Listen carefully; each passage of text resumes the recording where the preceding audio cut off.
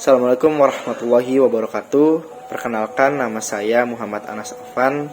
Saya dari Fakultas Ilmu Komunikasi di Universitas Terbuka. Izinkan saya di video ini untuk menjawab pertanyaan pada diskusi 4 Bahasa Indonesia tentang coronavirus. Oke, lanjut ya ke COVID-nya. Yang sudah kita semua tahu, jadi COVID ini merupakan virus yang menyerang infeksi pada saluran pernafasan atas ringan hingga sedang, seperti halnya influenza. Di antaranya seperti gangguan ringan pada sistem pernafasan, infeksi paru-paru hingga menyebabkan kematian. Virus ini pertama kali ditemukan di kota Wuhan, Cina pada 2019 lalu. Kemudian virus ini dengan cepat menyebar ke seluruh dunia hingga pandemi ini menyebabkan dampak yang panjang banget dalam segala sektor. Sampai di beberapa negara tuh memperlakukan lockdown. Juga terdapat beberapa gejala yang perlu diwaspadai dan menandakan seorang itu terkena COVID atau enggak gitu. Yakni demam, batuk kering, dan sesak nafas. Tapi ada juga beberapa gejala lanjutan, biasanya diikuti dengan kayak diare, sakit kepala, hilang kemampuan pengecap, dan mencium gitu ya. Atau ada lagi yang konjungtivitis penyakitnya. Gejalanya. Dan untuk mencegah penyebaran virus corona dengan selalu menjaga kebersihan diri dan lingkungan tentunya, membatasi kontak fisik, dan selalu menggunakan masker serta hand sanitizer nih ketika berada di tempat umum. Sebagai masyarakat, kita juga harus bertindak aktif dan sigap ketika mengenali gejala pada orang di sekitar kita.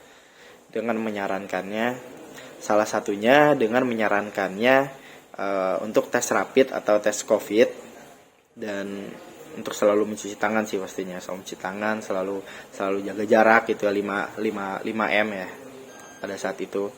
Orang-orang yang tinggal dan aktif berpergian memiliki risiko penularan corona yang paling tinggi, dan orang-orang di sekitar yang memiliki kontak erat pun memiliki risiko penularan yang sama-sama tingginya ya.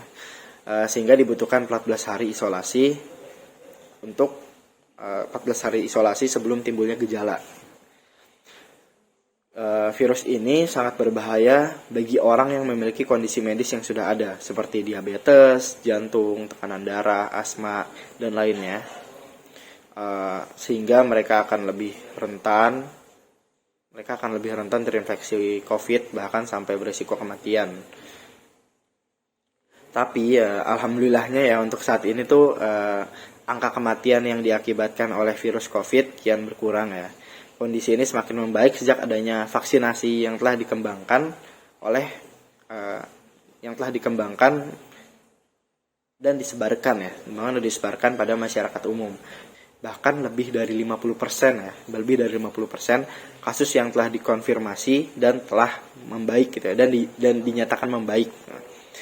Dan untuk saat ini ya alhamdulillahnya, hingga beberapa negara saat ini telah mulai terbuka dan menyatakan terbebas dari pandemi COVID-19. Oke, jadi berikut penjelasan dari saya mengenai COVID di tugas 4 diskusi Bahasa Indonesia ini. Mohon maaf kalau ada salah kata ya, mohon maaf. Terima kasih. Wassalamualaikum warahmatullahi wabarakatuh.